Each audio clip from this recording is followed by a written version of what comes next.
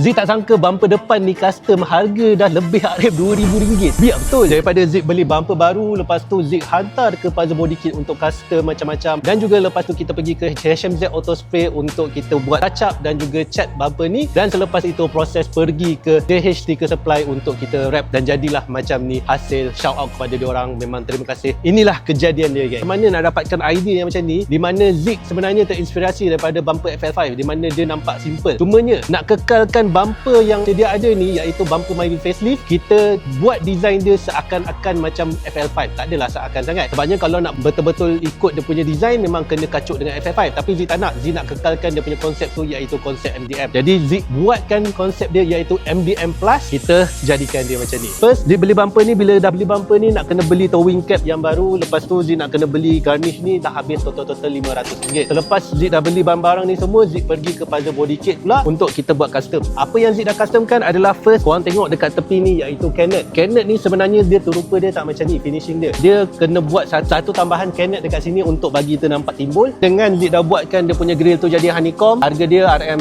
kiri kanan satu pair RM300. Selepas itu kat tengah ni kalau korang tengok, Zik dah delete plate. Idea Zik adalah delete plate dan juga Zik buat balik dekat atas ni untuk bagi dia punya gap tu nampak lagi kecil. Dekat tengah ni saja dah habis RM300. Dan juga dekat atas ni, iaitu upper grill ni, yang ini pun ditambahkan untuk bagikan grill ni lagi kecil supaya dia nampak lagi garang dan juga nampak lagi clean. Yang ini tambah RM200. So total dekat Puzzle Body Kit Zik dah habiskan dalam RM800 sahaja untuk custom. Jadi dekat bawah ni pula Zik beli lips daripada Nose Garage tanpa cat, RM300. Cumanya dia ada gerigi dekat sini, di mana memang standard lah figure dia macam tu, tapi Zik dah minta HMZ Auto Spray untuk hilangkan gerigi tu bagi dia nampak lagi clean lah. Selepas itu untuk grill yang kat sini, kalau korang tengok honeycomb dan juga grill ada max honeycomb, harga untuk atas bawah ni dalam total 250 ataupun 300 tak silap Zik, dan total ambil harga dalam 550 macam tu. Lepas itu dah siap dah complete. Kita kena pergi hantar pula dekat HMZ Auto Spray untuk kita buat finishing, simen dan juga cat. Jadi total buat finishing, simen, cat semua harga dah dalam 350 ke 400. So dah siap-siap situ, pergilah hantar rep. Tapi hantar rep tu Zik tak kira lah. Total yang Zik dah habiskan dekat bumper depan ni adalah RM2,250. Menyesal kira. Itulah Zik malas nak kira. Depan ni saja dah 2,250. Yang lain